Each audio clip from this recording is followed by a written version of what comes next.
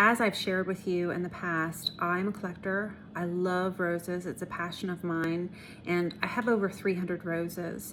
And so with that, when you have a lot of roses, you'll forget where they're planted, who you bought it from, how old they are. Sometimes I've looked at a rose and I'm like, gosh, what happened to this rose? It was doing so great. And then when I look at my tracking spreadsheet, I realize it's over 20 years old. No wonder it's declining. So I find it useful as I'm tracking every single time I make a purchase, just to go ahead and add it to the spreadsheet. And then as I have time, I can add additional fields as they're relevant, whether is it shade tolerant, how did it do, any additional notes for the size, like they called for a 3-foot rose, but it ended up being 6 feet, things like that. So let me go ahead and show you how to create your tracking spreadsheet. And in the event that you're already an avid Excel user, this will be just something quick that you can forward through and see the fields that I create that help me. Okay, so here's my rose tracking spreadsheet in Excel. And so you'll see I've got everything marked in green that I currently have. It's planted in the yard. And so that is this column here. You're gonna go ahead and add a column just for the most popular rose name that you're finding from your vendors that you're buying from.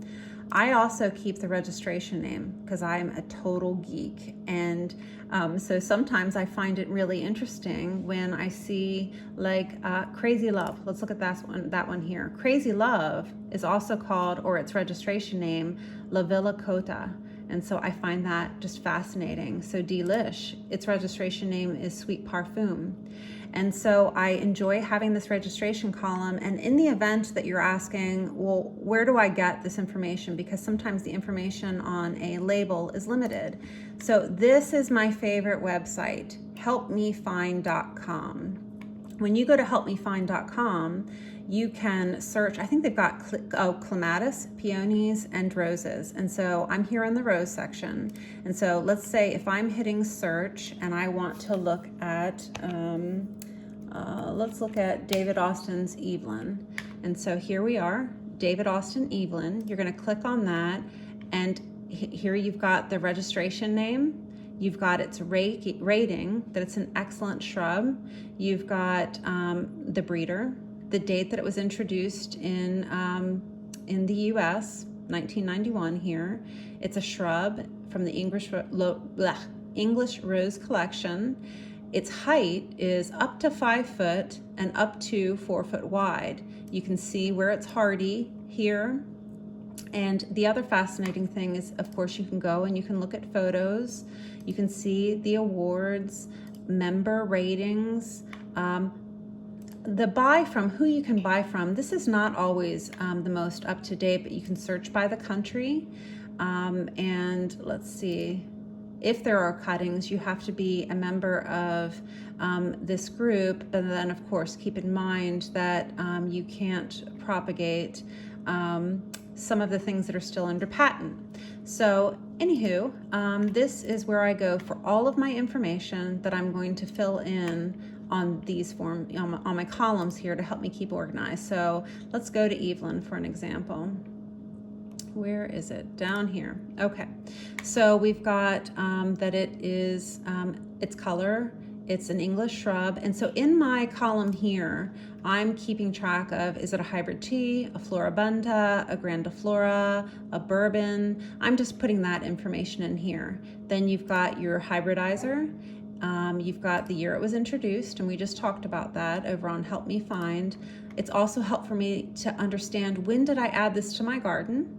So that I know, well, this is a 10-year-old rose, or this is brand new. I've got my height and my width, and it's often interesting when I'm looking at a rose, and if it says, as I'm putting it in here and I'm trying to decide if you even want a rose, as I see that it's a 10 foot or above 6 foot, I say, no way, I don't have a place for that. I need something smaller. So it's really helpful for me to put in my height and width, and as you can see, I've got some blank spots that I need to put in here.